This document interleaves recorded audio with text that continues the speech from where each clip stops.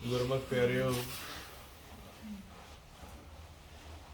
ਜੋ ਮਨ ਅਕਾਲ ਪੁਰਖ ਸੱਚੇ ਪਾਤਸ਼ਾਹ ਜੀ ਦੇ ਘਰ ਦੇ ਵਿੱਚੋਂ ਚੱਲਿਆ,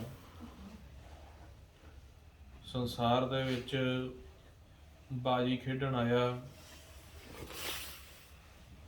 ਬਾਜੀ ਕਿਹੜੀ? ਕਰਮ ਦੀ ਬਾਜੀ। ਬੱਬੇ ਬਾਜੀ ਖੇਡਣ ਲੱਗਾ, ਚੌਪੜ ਕੀਤੇ ਚਾਰ ਜੁਗਾ। ਚਾਰ ਯੁੱਗ ਦੀ ਬਾਜੀ ਪਾਈ ਸਤਿਗੁਰ ਨੇ, ਜਿਸ ਦੇ ਵਿੱਚ ਕਰਮ ਦੀ ਖੇਡ ਬਣਾਈ। ਕਰਮ ਵੀ ਕੈਸਾ? ਦ੍ਰਿਸ਼ਟਮਾਨ ਕਰਮ, ਜੋ ਕਿ ਸਤਿਗੁਰ ਦੇ ਉਸ ਪ੍ਰਕਾਸ਼ ਰੂਪੀ ਘਰ ਦੀ ਨਕਲ ਹੈ। ਇੱਥੇ ਜਦੋਂ ਆ ਕੇ ਮਨ ਸੰਸਾਰ ਦੇ ਵਿੱਚ ਕਰਮ ਕਰਦਾ ਹੈ, ਦੁਨਿਆਵੀ ਕਰਮ, ਮਾਇਆ ਦਾ ਕਰਮ, ਤਾਂ ਸੱਚੇ ਪਾਤਸ਼ਾਹ ਨੇ ਦੋ ਪਰਿਵਾਰ ਸਾਜੇ ਆ। ਇੱਕ ਪਰਿਵਾਰ ਆਤਮਿਕ ਪਰਿਵਾਰ ਹੈ, ਜਿਸ ਦੇ ਵਿੱਚ ਸਾਡੀ ਆਤਮਾ ਸਤਿਗੁਰ ਗੁਰੂ ਸੱਚ ਵਿੱਚ ਸਮਾਏ ਹੋਏ ਗੁਰਮੁਖ, ਪੰਜ ਸ਼ਬਦ ਅਨਾਹਦ ਬਾਣੀ। ਦੂਸਰਾ ਪਰਿਵਾਰ ਕਾਲ, ਜਾਲ, ਮਾਇਆ, ਹਉਮੈ, ਕਾਮ, ਕ੍ਰੋਧ, ਲੋਭ, ਮੋਹ, ਹੰਕਾਰ, ਇਹ ਦ੍ਰਿਸ਼ਟਮਾਨ ਗਿਆਨ ਇੰਦਰੇ, ਕਰਮ ਇੰਦਰੇ। ਇਹ ਪਰਿਵਾਰ ਇੱਕ ਐਂਟੀ ਟੀਮ ਆ ਆਤਮਿਕ ਪਰਿਵਾਰ ਦੀ। ਜਦੋਂ ਮਨ ਇਸ ਸਰੀਰ ਦੇ ਵਿੱਚ ਖੇਡਣ ਆਉਂਦਾ ਹੈ, ਖੇਲ ਸਾਰੀ ਅਕਾਲ ਪੁਰਖ ਦੀ ਹੈ, ਤਾਂ ਇਹ ਮਨ ਦੇ ਉੱਪਰ ਵਿਚਾਰਾਂ ਦਾ ਜਾਲ ਸੁੱਟਦੇ ਆ, ਚਿੱਕੜ ਸੁੱਟਣਾ ਸ਼ੁਰੂ ਕਰ ਦਿੰਦੇ ਆ। ਕਾਲ ਮਨ ਨੂੰ ਵਸ ਕਰਨ ਦੇ ਲਈ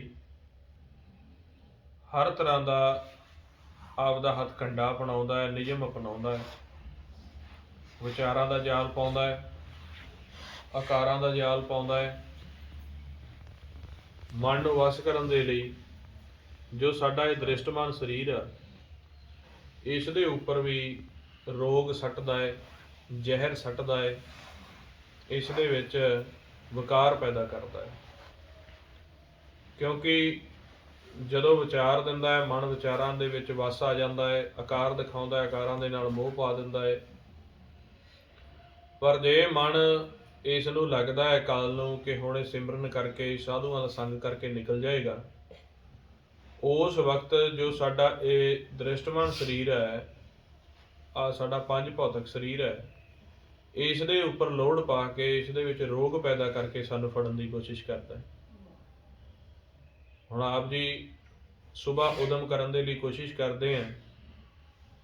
ਜਦੋਂ ਅਸੀਂ ਦੁਨਿਆਵੀ ਤੌਰ 'ਤੇ ਅੰਮ੍ਰਿਤ ਵੇਲੇ ਦੇ ਵਿੱਚ ਸੁਬਾਹ ਅਸੀਂ 3 ਵਜੇ 4 ਵਜੇ ਉੱਠਣ ਦੀ ਕੋਸ਼ਿਸ਼ ਕਰਦੇ ਹਾਂ, ਇਸ ਨੂੰ ਪਤਾ ਲੱਗ ਗਿਆ ਕਿ ਇਸ ਨੂੰ ਸਾਧੂਆਂ ਦੀ ਗੱਲ ਸਮਝ ਆ ਗਈ ਹੈ। ਕਾਲ ਨੂੰ ਪਤਾ ਲੱਗ ਗਿਆ ਕਿ ਮਨ ਨੂੰ ਸਾਧੂਆਂ ਦੀ ਗੱਲ ਸਮਝ ਆ ਗਈ ਹੈ।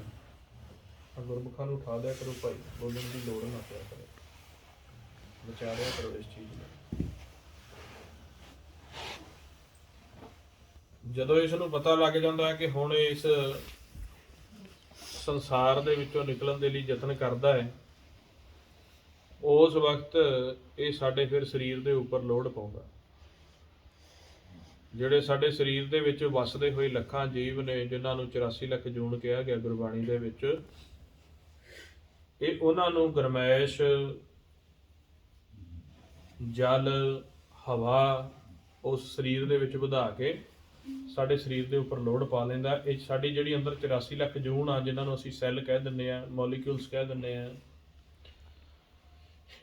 ਇਹਨਾਂ ਦੇ ਉੱਪਰ ਇਹ ਸਟ੍ਰੈਸ ਦਿੰਦਾ। ਜਦੋਂ ਫਿਰ ਆਪਾਂ ਸੁਬਾਹ ਨਾਮ ਜਪਣ ਲੱਗਦੇ ਹਾਂ, ਅਸੀਂ ਕਹਿੰਦੇ ਹਾਂ ਜੀ ਸਾਡੇ ਤਾਂ ਨਾਮ ਜਪਣ ਦੇ ਵਿੱਚ ਸਾਨੂੰ ਉਬਾਸੀਆਂ ਆਉਂਦੀਆਂ। ਕੋਈ ਗੁਰਮੁਖ ਕਹਿੰਦਾ ਸਾਨੂੰ ਤਾਂ ਜੀ ਨਾਮ ਜਪਣ ਦੇ ਵਿੱਚ ਸਾਡੇ ਸਰੀਰ ਦੇ ਵਿੱਚ ਇਸ ਤਰ੍ਹਾਂ ਜਿੱਦਾਂ ਸੂਈਆਂ ਵੱਜਦੀਆਂ ਹੁੰਦੀਆਂ, ਸਾਡੇ ਤੋਂ ਬੈਠਾ ਨਹੀਂ ਜਾਂਦਾ, ਸਾਡਾ ਸਰੀਰ ਗਰਮੈਸ਼ ਬਹੁਤ ਫੜਦਾ, ਨੀਂਦ ਬਹੁਤ ਆਉਂਦੀ ਆ, ਅੱਖਾਂ ਨਹੀਂ ਖੁੱਲ੍ਹਦੀਆਂ, ਮੁੱਖ ਵਿੱਚੋਂ ਵਾਹਿਗੁਰੂ ਨਹੀਂ ਨਿਕਲਦਾ। ਕਿਉਂ? ਇਹ ਸਾਰਾ ਕਾਲ ਦਾ ਜਾਲ ਆ ਗੁਰਮੁਖ ਪਿਆਰੇ।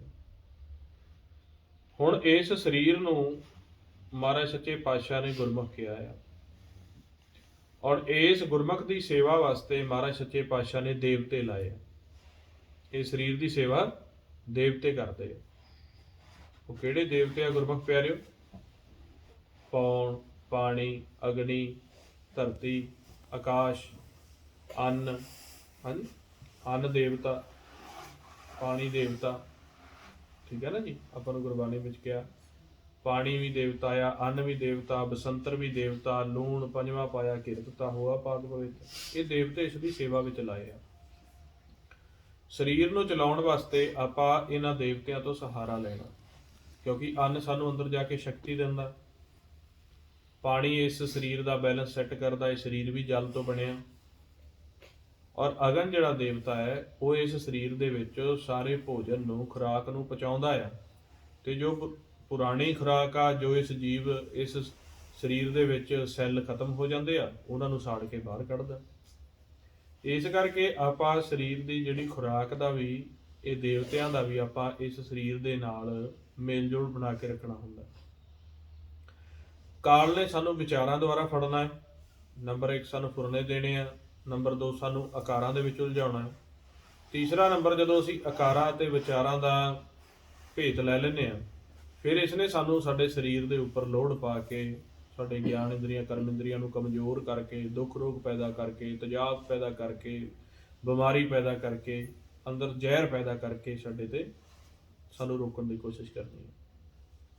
ਪਰ ਮਹਾਰਾਜ ਸੱਚੇ ਪਾਤਸ਼ਾਹ ਗੁਰਬਾਣੀ ਵਿੱਚ ਕਹਿੰਦੇ ਨੇ, ਸਮੁੰਦ ਸਾਗਰ ਹੋਵੇ ਅਤ ਖਾਰਾ, ਗੁਰਸਿੱਖ ਲੰਘ ਗੁਰੂ ਪੈ ਜਾਏ। ਹੁਣ ਉਹ ਕਿਹੜਾ ਸਮੁੰਦ ਸਾਗਰ ਹੈ ਜੀ? ਆਹ ਸਰੀਰ ਨੂੰ ਸਮੁੰਦ ਕਹਿ ਦਿੱਤਾ ਗਿਆ। ਇਹ ਸਰੀਰ ਇੱਕ ਭਵਜਲ ਆ, ਸਮੁੰਦਰ ਆ, ਖਾਰਾ ਸਮੁੰਦਰ ਆ। ਤੇ ਜਦੋਂ ਮਨ ਇਸ ਖਾਰੇ ਸਮੁੰਦਰ ਦੇ ਵਿੱਚੋਂ ਤਰਨ ਲੱਗਦਾ, ਖਾਰੇ ਸਮੁੰਦਰ ਦੇ ਵਿੱਚ ਹੁਣ ਤਾਂ ਆਪਾਂ ਦੇਖੀਏ ਕਿ ਖਾਰਾ ਪਾਣੀ ਹੋਵੇ, ਉਬਲਦਾ ਪਾਣੀ ਹੋਵੇ, ਵਿੱਚੋਂ ਨਿਕਲਣਾ ਹੋਵੇ, ਤੇ ਮਹਾਰਾਜ ਸੱਚੇ ਪਾਤਸ਼ਾਹ ਕਹਿੰਦੇ ਹਿੰਮਤ ਨਹੀਂ ਛੱਡਣੀ, ਗੁਰਸਿੱਖ ਲੰਘ ਗੁਰੂ ਪੈ ਜਾਈ। ਕਿਹੜਾ ਗੁਰੂ? ਆ ਸ਼ਬਦ ਗੁਰੂ ਆ। ਇਸ ਨੂੰ ਪਾਰ ਕਰਨਾ ਆਪਾਂ ਜਿਵੇਂ ਵੀ ਕਰੋ। ਸੁਬਾਹ ਉੱਠ ਕੇ ਉਦਮ ਕਰੋ, ਜਲ ਪਾਣੀ ਛਕੋ, ਸਰੀਰ ਨੂੰ ਚਲਾਓ, ਮੁੱਖ ਨੂੰ ਹਿਲਾਓ, ਤੇ ਜਦੋਂ ਤੁਸੀਂ ਵਾਹਿਗੁਰੂ ਵਾਹਿਗੁਰੂ ਵਾਹਿਗੁਰੂ ਇਸ ਤਰ੍ਹਾਂ ਗੁਰਮੰਤਰ ਦਾ ਅਭਿਆਸ ਕਰੋਗੇ ਤੇ ਸਤਿਗੁਰ ਤੁਹਾਡੀ ਮਦਦ ਕਰਨਗੇ। ਤੁਹਾਨੂੰ ਹਰ ਕਾ ਨਾਮ ਅੰਮ੍ਰਿਤ ਹੈ, ਦਾਰੂ ਏ ਲਾਇ। ਮੇਰਾ ਵੈਦ ਗੁਰੂ ਗੋਬਿੰਦਾ, ਹਰ ਹਰ ਨਾਮ ਔਖਦ ਮੁਖ ਦੇਵੈ ਕਾਟੈ ਜਮ ਕੀ ਫੰਦਾ। ਤੁਹਾਨੂੰ ਸੱਚੇ ਪਾਤਸ਼ਾਹ ਅੰਦਰੋਂ ਅੰਮ੍ਰਿਤ ਰਸ ਦੇਣਗੇ। ਜਿਵੇਂ ਸੁਬਾਹ ਤੁਸੀਂ ਗੁਰਮੰਤਰ ਦਾ ਅਭਿਆਸ ਕਰੋਗੇ, ਸਹਿਜ ਦੇ ਵਿੱਚ ਧਿਆਨ ਕਰਕੇ, ਆਪਦੀ ਆਵਾਜ਼ ਨੂੰ ਸੁਣਦੇ ਹੋਏ, ਤਾਂ ਉਸ ਵਕਤ ਸਤਿਗੁਰ ਫਿਰ ਤੁਹਾਡੇ ਅੰਦਰ ਅੰਮ੍ਰਿਤ ਪ੍ਰਗਟ ਕਰ ਦੇਣਗੇ। ਜਿਵੇਂ ਅੰਮ੍ਰਿਤ ਆਏਗਾ, ਤੇ ਜਿਵੇਂ ਆਪਾਂ ਸੁਬਾਹ ਦੇਖਦੇ ਹਾਂ ਸਰੀਰ ਦੇ ਵਿੱਚ ਇੱਕ ਗਰਮੈਸ਼ ਪੈਦਾ ਹੁੰਦੀ ਹੈ, ਵਾਹਿਗੁਰੂ ਕਰਨ ਨੂੰ ਦਿਲ ਨਹੀਂ ਕਰਦਾ, ਤਾਂ ਜਦੋਂ ਅਸੀਂ ਅੰਮ੍ਰਿਤ ਸ਼ਬਦ ਦੁਆਰਾ ਕੱਢ ਕੇ ਇਸ ਦੇ ਅੰਦਰ ਛਿੜਕ ਲਾਂਗੇ ਸਰੀਰ ਦੇ ਅੰਦਰ, ਤਾਂ ਸਹਿਜ ਹੋ ਜਾਏਗਾ ਸਾਡਾ ਇਹ ਸਰੀਰ। ਤਾਪ ਛੋੜ ਗਿਆ ਪਰਵਾਰੇ, ਅਗਨ ਬੁਝੀ ਸ਼ੀਤਲ ਹੋਏ ਮਨੁਆ, ਮਨ ਸ਼ੀਤਲ ਹੋ ਜਾਂਦਾ। ਇਸ ਕਰਕੇ ਸਾਨੂੰ ਇਹ ਸਾਰਿਆਂ ਨੂੰ ਪਤਾ ਹੋਣਾ ਚਾਹੀਦਾ ਆ ਕਿ ਸਾਡੀ ਖੁਰਾਕ ਅੰਮ੍ਰਿਤ ਰਸ ਆ। ਮਹਾਰਾਜ ਸੱਚੇ ਪਾਤਸ਼ਾਹ ਦੇ ਕੋਲ ਵਾਰ-ਵਾਰ ਬੇਨਤੀਆਂ ਕਰਕੇ ਤੁਸੀਂ ਅੰਮ੍ਰਿਤ ਦੀ ਖੁਰਾਕ ਮੰਗੋ। ਸਤਿਗੁਰ ਜੀ ਸਾਨੂੰ ਅੰਮ੍ਰਿਤ ਰਸ ਦੀ ਖੁਰਾਕ ਦਿਓ। ਜਿੰਨੀ ਦੇਰ ਤੱਕ ਅੰਮ੍ਰਿਤ ਰਸ ਨਹੀਂ ਆਉਂਦਾ, ਕਾਲ ਨੇ ਤੁਹਾਡਾ ਖਹਿੜਾ ਨਹੀਂ ਛੱਡਣਾ। ਅੰਮ੍ਰਿਤ ਦੀ ਖੁਰਾਕ ਜਿਹੜੀ ਹੈ, ਅੰਮ੍ਰਿਤ ਇੱਕ ਤਾਕਤ ਹੈ, ਉਸਨੇ ਆ ਕੇ ਸਾਨੂੰ ਬੰਧਨਾਂ ਤੋਂ ਮੁਕਤ ਕਰਾਉਣਾ। ਤੇ ਅੰਮ੍ਰਿਤ ਸਾਨੂੰ ਆ ਨਹੀਂ ਰਿਹਾ, ਤੇ ਅੰਮ੍ਰਿਤ ਨਹੀਂ ਤੇ ਫਿਰ ਅਗਨ, ਤੇ ਅਗਨ ਹੀ ਅਗਨ ਨੇ ਸਾਨੂੰ ਚਾਰੇ ਪਾਸੋਂ ਘੇਰਿਆ ਹੋਇਆ। ਅਗਨ ਸਾਗਰ ਵਿੱਚ ਅਸੀਂ ਫਸੇ ਹੋਏ ਹਾਂ, ਬਿਖ ਸਾਗਰ ਦੇ ਵਿੱਚ ਅਸੀਂ ਫਸੇ ਹੋਏ ਹਾਂ। ਤੇ ਸਤਿਗੁਰ ਕਹਿੰਦੇ ਇਹ ਅਗਨ ਨੂੰ, ਵਿਖਿਆ ਨੂੰ, ਇਹ ਸਰੀਰ ਦੇ ਰੋਗਾਂ ਨੂੰ ਅੰਮ੍ਰਿਤ ਦਿਓਗੇ ਤਾਂ ਇਹ ਪਾਕ ਪਵਿੱਤ ਹੋ ਜਾਣਗੇ, ਤੁਹਾਡਾ ਸਾਥ ਦੇਣਗੇ। ਹੁਣ ਕਾਲ ਦਾ ਆਪ ਦੀ ਜ਼ਹਿਰ ਛੱਡ ਕੇ ਇਸ ਦੇ ਵਿੱਚ ਸਰੀਰ ਵਿੱਚ ਰੋਗ ਪੈਦਾ ਕਰਕੇ ਇਹ ਛੋਟੇ ਛੋਟੇ ਜੀਆਂ ਨੂੰ ਵਸ ਕਰ ਲੈਂਦਾ। ਜਦੋਂ ਇਹ ਅੰਦਰਲੇ ਸੈੱਲਾਂ ਨੂੰ, ਇਹ 84 ਲੱਖ ਜੂਨ ਨੂੰ, ਅਭਾਵ ਆ ਸਾਡੀਆਂ ਗਿਆਨ ਇੰਦਰੀਆਂ ਕਰਮ ਇੰਦਰੀਆਂ ਨੂੰ, ਸਾਡੀਆਂ ਅੱਖਾਂ ਨੂੰ, ਕੰਨਾਂ ਨੂੰ, ਬਾਹਾਂ ਨੂੰ, ਲੱਤਾਂ ਨੂੰ ਵਸ ਕਰ ਲੈਂਦਾ, ਉਸ ਦੀ ਨਿਸ਼ਾਨੀ ਕੀ ਹੈ? ਜਿਵੇਂ ਜਿਵੇਂ ਨਾਮ ਜਪਦੇ ਆ, ਇਸ ਤਰ੍ਹਾਂ ਲੱਗਦਾ ਜਿਵੇਂ ਸੱਪ ਡੰਗ ਮਾਰਦਾ ਹੋਵੇ। ਠੀਕ ਹੈ ਨਾ ਜੀ। ਅਸੀਂ ਕਹਿੰਦੇ ਹਾਂ ਸਾਡੀਆਂ ਲੱਤਾਂ ਨਹੀਂ ਖੁੱਲ੍ਹਦੀਆਂ, ਲੱਤਾਂ ਵਿੱਚ ਸਾਡੇ ਕਰੰਟ ਪੈਂਦਾ ਜੀ, ਸਰੀਰ 'ਚ ਪੈਂਦਾ, ਅੱਖਾਂ ਮੱਚਦੀਆਂ, ਕੰਨ ਐ ਹੁੰਦੇ ਆ, ਮੁੱਖ ਮੱਚਦਾ, ਮੁੱਖ ਵਿੱਚ ਕੁੜੱਤਨ ਆਉਂਦੀ ਆ। ਉਹ ਕੀ ਹੈ ਜੀ? ਕਾਲ ਜਾਲ ਜਿਹਵਾ ਅਰ ਨੈਣੀ, ਕੰਨੀ ਕਾਲ ਸੁਣੈ ਬਿਗ ਬਹਿ। ਸ਼ਰਵਣ ਸੋਈ ਸੁਣ ਨਿੰਦ ਵਿਚਾਰ, ਰਸਨਾ ਸੋਈ ਲੋਭ ਮਿੱਠੇ ਸਾਰ। नेत्र सोए पर दृष्ट विकार, श्रवण सोए सुन निंद विचार, रसना सोई लोभ मिठे साध, मन सोया माया विश्वास। ਹੁਣ ਜਦੋਂ ਕਾਲ ਨੇ ਇਹਦੇ ਉੱਤੇ ਜਾਲ ਪਾ ਲਿਆ, ਇਸ ਸਰੀਰ ਦੀ ਆਪ ਦੀ ਕੋਈ ਸਮਰੱਥਾ ਨਹੀਂ, ਕਿਉਂਕਿ ਇਹ ਇੱਕ ਜੂਨ। ਤੇ ਜੇ ਮਨ ਉਦਮ ਕਰੇ, ਕਿਉਂਕਿ ਮਨ ਰਾਜਾ ਹੈ, ਮਨ ਉਦਮ ਕਰੇ, ਉਹ ਸ਼ਬਦ ਦਾ ਅਭਿਆਸ ਕਰੇ। ਮਾਰੇ ਕਹਿੰਦੇ ਝੱਖੜ ਝਾਗੀ ਮੀਂਹ ਵਰਸੈ, ਪੀ ਗੁਰਸਿੱਖ ਗੁਰ ਦੇਖਣ ਜਾਈ। ਜਿੰਨਾ ਮਰਜੀ ਸਰੀਰ ਦੇ ਉੱਪਰ ਲੋੜ ਹੋਵੇ, ਗੁਰਸਿੱਖ ਕਦੇ ਵੀ ਸਿਮਰਨ ਦਾ ਅਭਿਆਸ ਨਾ ਛੱਡੇ। ਅਸੀਂ ਇਹ ਵੇਸਲੇ ਹੋ ਜਾਂਦੇ ਹਾਂ। ਆਪਾਂ ਨੂੰ ਜਦੋਂ ਗੁਰਮੁਖ ਆਵਾਜ਼ ਦਿੰਦੇ ਆ, ਸਤਿਗੁਰ ਆਵਾਜ਼ ਦਿੰਦੇ ਆ, ਉੱਠੋ ਭਾਈ ਗੁਰਮੁਖ ਪਿਆਰਿਓ ਜਪੋ, ਅਸੀਂ ਵੇਸਲੇ ਹੋ ਜਾਂਦੇ ਹਾਂ। ਤੇ ਇੱਕ ਰਾਜੇ ਦਾ, ਇੱਕ ਮਨ ਨੂੰ ਇਸ ਸਰੀਰ ਦਾ ਰਾਜਾ ਬਣਾਇਆ ਗੁਰਮੁਖ ਪਿਆਰਿਓ। ਤੇ ਇਹ ਸਰੀਰ ਦੇ ਆ ਛੋਟੇ ਛੋਟੇ ਰੋਮ, ਇਹ ਸਾਰਾ ਸਰੀਰ ਸਾਡੀ ਪਰਜਾ ਆ। ਤੇ ਜੇ ਪਰਜਾ ਦੇ ਉੱਪਰ ਲੋੜ ਪਿਆ ਹੋਵੇ, ਪਰਜਾ ਦੇ ਉੱਪਰ ਕਾਲ ਪਿਆ ਹੋਵੇ, ਪਰਜਾ ਦੇ ਉੱਪਰ ਸਾਰੇ ਪਾਸੇ ਰੋਗ ਪਿਆ ਹੋਵੇ, ਤੇ ਰਾਜਾ ਕੀ ਕਰੇਗਾ? ਪਰਜਾ ਨੂੰ ਬਚਾਏਗਾ ਕਿ ਪਰਜਾ ਦੇ ਨਾਲ ਉਹ ਵੀ ਰੋਗੀ ਹੋ ਕੇ ਸੌਂ ਜਾਏਗਾ? ਤੇ ਰਾਜੇ ਨੇ ਕੀ ਕਰਨਾ ਹੈ? ਰਾਜੇ ਦਾ ਕਨੈਕਸ਼ਨ, ਕਿਉਂਕਿ ਮਨ ਜਿਹੜਾ ਹੈ ਉਹ ਆ ਮਸਤਕ ਤੇ ਬੈਠੇ ਸਤਿਗੁਰ ਦੇ ਨਾਲ ਕਨੈਕਸ਼ਨ ਕਰ ਸਕਦਾ ਹੈ, ਕਿਉਂਕਿ ਇਸ ਦੀ ਗੁਰੂ ਦੀ ਸੰਗਤ ਦੇ ਵਿੱਚ ਜਾ ਕੇ ਇਸ ਨੂੰ ਸੋਝੀ ਦਿੱਤੀ ਗਈ ਹੈ। ਇਸ ਨੂੰ ਅਕਲ ਕਲਾ ਦਾ ਇਸਤੇਮਾਲ ਕਰਨਾ ਸਿਖਾ ਦਿੱਤਾ ਹੈ ਸਾਧੂਆਂ ਨੇ। ਅਕਲ ਕਲਾ ਦਾ ਇਸਤੇਮਾਲ ਕਰਨ ਦੇ ਸਿਖਾਉਣ ਤੋਂ ਬਾਅਦ ਵੀ, ਸੋਝੀ ਦੇਣ ਤੋਂ ਬਾਅਦ ਵੀ, ਦਸਵੇਂ ਘਰ ਦੀ ਸੋਝੀ ਦੇਣ ਤੋਂ ਬਾਅਦ ਵੀ, ਸ਼ਬਦ ਰਸ ਦਾ ਭੇਤ ਦੇਣ ਤੋਂ ਬਾਅਦ ਵੀ, ਸਤਿਗੁਰ ਪਿਆਰਾ ਕਿਆ ਕਰੇ ਜੋ ਸਿੱਖਾ ਮੈਂ ਹੀ ਚੂ। ਫਿਰ ਤੁਸੀਂ ਕੱਢਦੇ ਨਾ, ਤੁਸੀਂ ਰਸ ਕੱਢੋ, ਨਾ ਤੁਸੀਂ ਸ਼ਬਦ ਦੇ ਵਿੱਚ ਬੈਠੋ, ਫਿਰ ਕੀ ਕਰੇਗਾ ਸਤਿਗੁਰ? ਕੀ ਕਰੇਗਾ? ਭੇਤ ਦੇ ਸਕਦਾ ਹੈ ਨਾ। ਸਤਿਗੁਰ ਪਿਆਰਾ ਕਿਆ ਕਰੇ ਜੋ ਸਿੱਖਾ ਮੈਂ ਹੀ ਚੂਕ, ਅੰਧਲੇ ਏਕ ਨਾ ਜਾਣੀ ਜੋ ਬਾਸ ਵਜਾਈਏ ਗੂਕ। ਤੇ ਸਾਨੂੰ ਕਹਿ ਦਿੱਤਾ ਹੈ ਕਿ ਤੁਸੀਂ ਕਰਮ ਪ੍ਰਧਾਨ ਦੇਸ਼ ਦੇ ਵਿੱਚ ਹੋ, ਤੇ ਤੁਹਾਨੂੰ ਵੀ ਜਿਹੜਾ ਹੈਗਾ ਉਹ ਹੋਣਾ ਪਿਆ, ਕਰਮ ਯੋਗੀ ਬਣਨਾ ਪਏਗਾ। ਕਰਮ ਯੋਗੀ ਬਣਨਾ ਸਿਖਾਇਆ ਸਾਨੂੰ ਕਲਗੀਆਂ ਵਾਲਿਆਂ ਨੇ। ਜੇ ਉਹ ਸਾਨੂੰ ਸਿੱਧਾ ਮਾਲਕ ਤੋਂ ਰਾਜ ਲੈ ਕੇ ਦੇ ਦਿੰਦੇ ਵੀ ਤੁਸੀਂ ਸਿਰਫ ਰਾਜ ਕਰੋ, ਬੈਠ ਕੇ ਸਿੰਘਾਸਨ ਤੇ ਦੁਨੀਆ ਦੇ ਉੱਪਰ ਸ਼ਾਸਨ ਕਰੋ, ਤਾਂ ਕੀ ਅਸੀਂ ਕਰਮਯੋਗੀ ਹੁੰਦੇ? ਨਹੀਂ। ਉਹਨਾਂ ਨੇ ਸਾਨੂੰ ਧਰਮ ਦੇ ਨਾਲ ਕਰਮਯੋਗ ਵੀ ਸਿਖਾਇਆ, ਵੀ ਧਰਮ ਦੀ ਕਿਰਤ ਜਿਹੜੀ ਹੈ ਉਹਦੀ ਕਮਾਈ ਕਰਦਿਆਂ ਕਰਮ ਦੇ ਵਿੱਚੋਂ ਪਾਰ ਕਿਵੇਂ ਲੰਘਣਾ ਹੈ, ਜੂਝ ਕੇ ਲੰਘਣਾ ਹੈ। ਤੇ ਸੁਬਾਹ ਸਾਨੂੰ ਮੌਕਾ ਹੁੰਦਾ ਜੂਝਣ ਦਾ, ਕਰੋ ਕਰਮਯੋਗੀ ਬਣੋ। ਜੇ ਤੁਹਾਡਾ ਸਰੀਰ ਸਾਥ ਨਹੀਂ ਦਿੰਦਾ ਤੇ ਤੁਸੀਂ ਸਿਮਰਨ ਕਰਕੇ ਸਰੀਰ ਨੂੰ ਬਣਾ ਲਓ, ਹਰਾ ਕਰ ਲਓ। ਸਾਰੀ ਧਰਤੀ ਉਜਾੜ ਪਾਈ ਪਈ ਆ, ਤੇ ਖਾਲਸਾ ਤਾਂ ਨਿਤ ਆਪ ਦਾ ਮਹਿਲ ਬਣਾ ਕੇ ਸ਼ਾਮ ਨੂੰ ਢਾਹ ਕੇ ਸੁਬਾਹ ਆ ਕੇ ਫੇਰ ਬਣਾਉਂਦਾ। ਕਿੱਥੇ ਬਣਾਉਂਦਾ ਮਹਿਲ? ਆਪਦੇ ਸਰੀਰ 'ਚ ਬਣਾਉਂਦਾ ਹੈ। ਜਦੋਂ ਅਸੀਂ ਇਸ ਸਰੀਰ ਨੂੰ ਛੱਡ ਕੇ ਜਾਂਦੇ ਹਾਂ, ਜਿਹੜਾ ਅਸੀਂ ਸਰੀਰ ਦੇ ਵਿੱਚ ਅਭਿਆਸ ਕਰਕੇ ਆਨੰਦ ਬਣਾਇਆ ਹੁੰਦਾ, ਕਾਲ ਸੁਬਾਹ ਆਉਂਦਿਆਂ ਨੂੰ ਮਹਿਲ ਢਾਹ ਦਿੰਦਾ। ਅਸੀਂ ਦੇਖਦੇ ਹਾਂ ਗੁਰੂ ਗੋਬਿੰਦ ਸਿੰਘ ਮਹਾਰਾਜ ਗਏ ਆਨੰਦਪੁਰ ਸਾਹਿਬ, ਢਾਹ ਦਿੱਤਾ ਨਾ ਕਿਲਾ, ਅੱਜ ਫੇਰ ਆਪਾਂ ਬਣਾ ਲਏ। ਇਸੇ ਤਰੀਕੇ ਜਦੋਂ ਅਸੀਂ ਆਨੰਦਪੁਰ ਹੈ 10ਵਾਂ ਘਰ, ਉਸ 10ਵੇਂ ਘਰ ਦੇ ਵਿੱਚੋਂ ਅਸੀਂ ਅੰਮ੍ਰਿਤ ਲੈ ਕੇ ਇਸ ਸਰੀਰ ਦੇ ਵਿੱਚ ਅੰਮ੍ਰਿਤ ਰਸ ਦੀ ਖੁਰਾਕ ਪਹੁੰਚਾ ਕੇ ਹਰ ਇੱਕ ਰੋਮ ਨੂੰ ਸੁਖੀ ਕਰ ਦਿੰਦੇ ਆ। ਤੇ ਇਹ ਸਰੀਰ ਵੀ ਰਾਮ ਰਾਜ ਰਾਮਦਾਸਪੁਰ ਕੀਨੇ ਗੁਰਦੇਵ, ਇਹ ਸਾਰਾ ਰਾਮ ਰਾਜ ਕਰ ਦਿੰਦੇ ਆ, ਕਿਉਂਕਿ ਆਪਾਂ ਜਾਗੇ ਹੋਏ ਗੁਰਮੁਖ। ਤੇ ਸਾਰਾ ਸਰੀਰ ਸੀਤਲ ਹੋ ਜਾਂਦਾ ਹੈ, ਜੈ ਜੈਕਾਰ ਹੋ ਜਾਂਦੀ ਹੈ ਅੰਦਰ, ਜੈ ਜੈਕਾਰ ਸਰਬਤਰ ਮੈਂ ਲੋਚੇ ਸਬਦੀ। ਹੁਣ ਜਦੋਂ ਆਪਾਂ ਇਹ ਸਰੀਰ ਨੂੰ ਰਾਤ ਨੂੰ ਛੱਡ ਕੇ ਜਾਂਦੇ ਆ, ਕਾਲ ਦੇਖਦਾ ਹੈ ਵੀ ਇਹ ਤਾਂ ਸਾਰੀ ਪ੍ਰਜਾ ਸੁਖੀ ਵਸ ਰਹੀ, ਇਹ ਸਾਰਾ ਸਰੀਰ ਸੁਖੀ ਵਸ ਰਿਹਾ, ਇਸ ਤਰ੍ਹਾਂ ਸੁਖੀ ਰਹਿਣਗੇ ਤੇ ਦਿਨਾਂ ਦੇ ਵਿੱਚ ਹੀ ਇਹ ਸਾਰੇ ਮਨਾਂ ਨੂੰ ਜਗਾ ਲੈਣਗੇ। ਉਸ ਪਾਉਣ ਦਾ ਬੈਲੈਂਸ ਵਿਗਾੜ ਕੇ, ਅਗਨ ਵਧਾ ਕੇ ਸਾਰੇ ਸਰੀਰ ਦੇ ਵਿੱਚ ਬੈਲੈਂਸ ਖਤਮ ਕਰ ਦਿੰਦਾ, ਆਊਟ ਕਰ ਦਿੰਦਾ। ਸਾਡਾ ਕਿ ਜੋ ਬਣਾਇਆ ਹੋਇਆ ਸਿਸਟਮ ਸੀ ਉਹਨੂੰ ਢਾਹ ਦਿੰਦਾ। ਹੁਣ ਸੁਬਾਹ ਸੀ ਜਦੋਂ ਅੰਮ੍ਰਿਤ ਵੇਲੇ ਆਉਣਾ ਹੈ, ਤੇ ਗਿਆਨ ਇੰਦਰੀਆਂ ਕਰਮ ਇੰਦਰੀਆਂ ਉੱਤੇ ਜਾਲ ਪਾਇਆ ਹੁੰਦਾ ਹੈ, ਆਪਦੇ ਜ਼ਹਿਰ ਦਾ ਜਾਲ ਪਾਇਆ ਹੁੰਦਾ ਹੈ। ਉਹ ਸਵੇਰ ਨੂੰ ਆਉਂਦਿਆਂ ਨੂੰ ਸਾਡਾ ਸਾਥ ਨਹੀਂ ਦਿੰਦਾ।